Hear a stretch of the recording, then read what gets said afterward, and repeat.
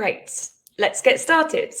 Welcome everyone, it's a pleasure to have you here today for Datamaran's inaugural Rapid Fire Friday Q&A session. My name is Lotti Hawkins and I am the community manager here at Datamaran, and I am joined by our internal ESG experts and senior vice presidents, Susie and Donato. But I'll just pass over to them to introduce themselves.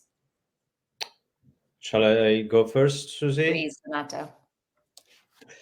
Hello, everybody, and well, good afternoon for those of you that are on this side of the pond, and good morning for those on the other side. I'm Donato Calace, Senior Vice President of Innovation and Accounts at Datamaran, and our resident ESRS, CSRD, EFRAG, and regulation geek. It's a pleasure to be with you today and with Susie Katus. Yes, hello everybody. So I'm calling in from New York, and full disclaimer, running on not too much sleep because I took my father to the Rolling Stones concert last night at MetLife Stadium. So we hit a bit of traffic on the way back for those New Yorkers or East Coasters who are familiar with New York City traffic. Well worth it, but that's not my day job. My day job is to be leading the market here in the United States for Datamaran. So I engage quite closely with our global network of clients and partners, and have been with the company since we started 10 years ago. And prior to that, I was at GRI helping to develop the standards where materiality really became front and center for GRI. So good to see everybody. Awesome, thank you both. So in these Rapid Fire Friday sessions, our ESG experts are going to be answering the questions that our community has been asking us this week. So without further ado, we will dive straight in. And the first topic and set of questions is on ESRS. I'm not surprised. So Donato, you were at the European Commission's event last week discussing the latest ESRS updates. So what were the key takeaways? Yeah, happy to talk about that. And actually, there is also a blog that we recently released with a summary of these developments. So you can find that on our website. Maybe we can post that in the chat as well. And besides, to continue on the policy developments at EU level, today is quite an important day for CSDDD, as we finally got the final step of approval from the EU Council, and now officially it's all done and dusted. So not talking about CSDDD today, maybe that's for another day, but let's stay focused on ESRS. Very short, I would say that there are three highlights I took away with me from the session last week. The first one is that help is coming from the institutions, and that is probably a big relief for everybody. So EFRAG, who we all know is the body in charge of creating the European Sustainability Reporting Standards, is expected to publish the final versions of the implementation guidance by next week on the 30th of May, probably, hopefully. And among these documentation, we'll have the final version of the materiality assessment implementation guidance, the value chain guidance, and the coveted list of data points that everybody is waiting for to complete their gap analysis. On top of these guidance, it was interesting to see also some member states, so national initiatives, as well as they are developing some free tools that can help with data collection and data reporting, right? As this is becoming the new standard, the new baseline requirement, it's good to see that national states are actually taking initiative to make it this accessible, especially for the smaller companies impacted by CSRD. That being said, the sort of broken record there was that materiality is difficult, and it takes a lot of time and effort. And as I was hearing that, I was thinking, well, it doesn't have to be difficult in that sense. It's all a matter of clarity. And then unpacking a bit why specifically it was considered difficult, there are two main reasons. The first reason is that all these companies that were used to traditional way of conducting materiality assessment will need to unlearn that and unlearn that what were best practices before, like sending blanket surveys to all stakeholders asking what they care about. That is not viable anymore under CSRD. And the second element is ensuring the leadership judgment and involvement in the materiality assessment. We heard stories of actually auditors rejecting the outcome of the materiality assessment on the basis of not enough involvement of the senior leadership and the board, and I found these particularly interesting. Indeed, maybe these could be like harder bits to understand, but once you understood them, probably all gets easier. I'll stop here for now. These were my takeaways. Thank you for asking, Lotti. Donato, just, to that point of we need to unlearn traditional approaches, right? I think that's where we often get the question, so what's the alternative then? And we're at this interesting moment in time, right, where we have ESG sustainability professionals who have been maybe going about a more traditional way to determine materiality in the ESG context. But then now you have the finance team, the accounting team, the legal team more engaged, and they maybe have a different idea of what materiality is, right? Really depending on financial metrics to help determine those types of thresholds. So I guess, the question is, how do we bring those two together to create a better alternative? What the policymakers are asking us. Yeah, so I think this is a very interesting point, and the starting point there is creating the necessary knowledge across the different teams, and especially the leadership, of what is this about and what this is for. And I will say that there are two main things that like we can recommend there, also based on our experience working on many materiality and double materiality assessment over the past 10 years. The first one is to clarify that the purpose of the materiality assessment is not just for reporting. And this is particularly important when you have your chief accounting officer, your CFO involved in the conversation, because you see, materiality was born in accounting and auditing as a concept.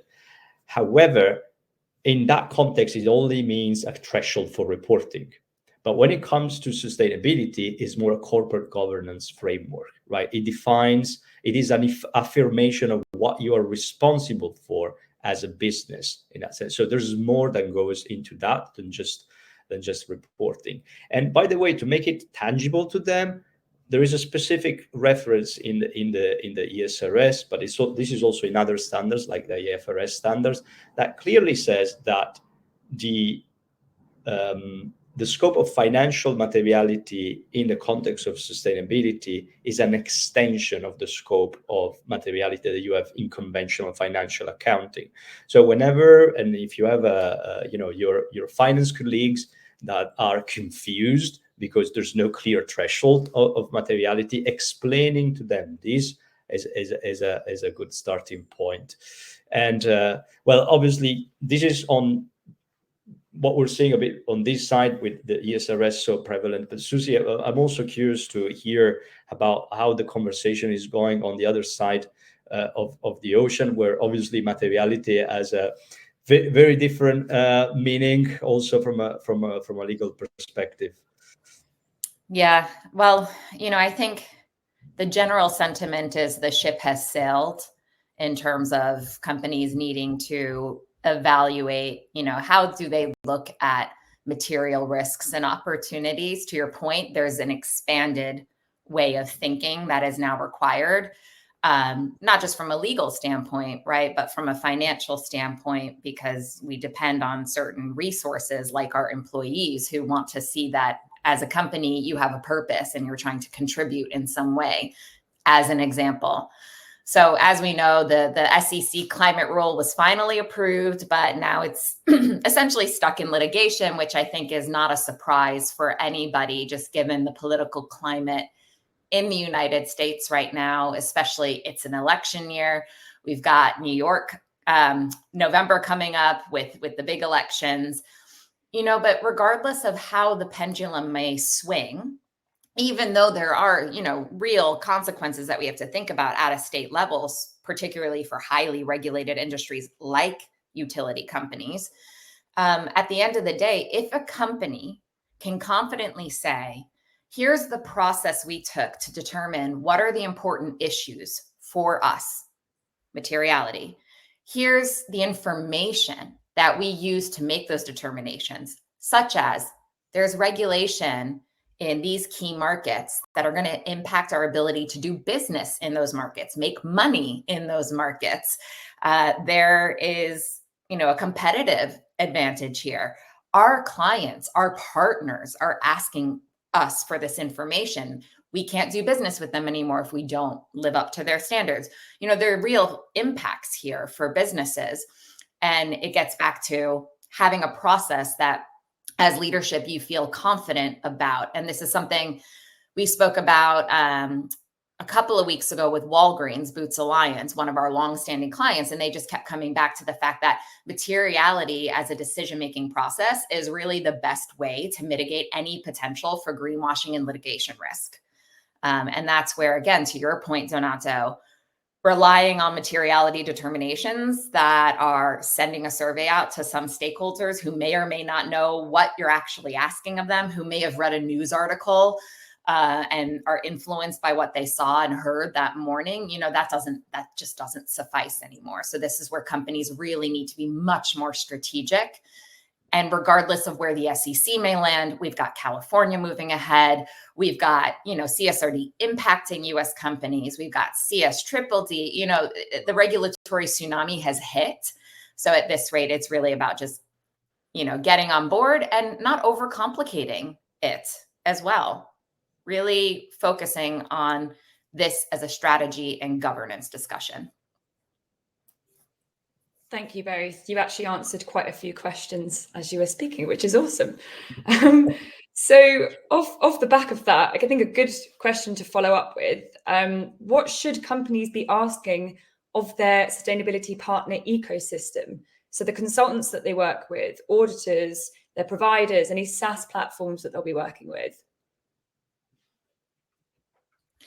It's an important question because there's a lot of learning right now. Everyone is trying to better understand what are the expectations. The stakes are higher. New stakeholders internally at companies need to learn quickly, right? There is an ESG skills gap in the market. And that permeates from C-suite down, that permeates across service providers as well. And so as a service provider, whether you're more of a traditional consultant or advisor, or you're a tech platform like Datamaran, Workiva, some of our partners, it's really important for the service provider to clarify first to the market, what is the problem or problems that you are helping them to solve? What are your strengths? Because ultimately there isn't a silver bullet and not one person, one institution can do everything for you. And we're seeing, of course, that there's a really significant role for technology to play to ensure productivity, to enable teams internally to really have the expertise and information they need in-house. So, I think maybe it's not directly answering your question, but service providers need to be much more clear about where they add value and be authentic and transparent about that and not try to create more confusion in the market for the sake of doing business. That is the most important point, I think, Susie. I think service providers have a collective responsibility, given the knowledge gap in this field, to really be helpful for their clients. On the other side, I would say there is also responsibility from the organization, from the company's perspective. And that responsibility is really to take responsibility of this agenda, meaning that if an organization is looking for shortcuts and just simply take care of all these new tasks, new requirements that are coming up with a single silver bullet solution. Interestingly enough, in the event at the European Commission last week, they were saying, like, trusting cowboys. They come in. I don't know why they were saying cowboys, but cowboys that come in and say, we can solve everything in one go. Then I think this is where there is a breach of that responsibility as a responsible organization, right? Because in reality, what is trying to be achieved there is that just to get rid of all of this, tick the box, and go back to business as usual. Now, the reality of the agenda behind these requirements and this push is that this is transformational. This is transformative for business. It's about creating business models that are more sustainable. There's no shortcut there that says, I'm going to solve everything with a single stop shop in that sense. So embrace that, turn that into an opportunity, and then learn as much as possible on the market. You will see that all the members of the ecosystem, law firms, advisors, auditors, tech providers, everybody will have a role, and that role will start to become clear in what you need to do, and you won't feel as overwhelmed as much as empowered by the fact that you can get all the solutions that you need. Yeah, and I think you brought up a really core point, Donato. There are so many experts in-house at companies right now. Look to those experts. Think about how you can enable and empower them to do their jobs better, to ultimately, bring the different perspectives that are needed right now at that table. So I think this is where, to your point, from a governance standpoint, we're seeing an evolution of what is the structure of a governance committee, who is involved in that governance committee. And there's sort of this shared responsibility now, right, across finance, strategy, legal, ESG, to get that job done. And it makes me think, I've got Rolling Stones on my mind, right? With these regulations, you may not always get what you want, but ultimately you're going to get what you need. So I think we just have to hold on to that motto. I love that you weaved that in there. Fantastic. So I know that we're coming up to time, and I have maybe one last question for you. See if this will be a short question. But do you need to provide financial metrics for CSRD? Oh, that's a super specific question. So we went straight technical there. So 1 minute.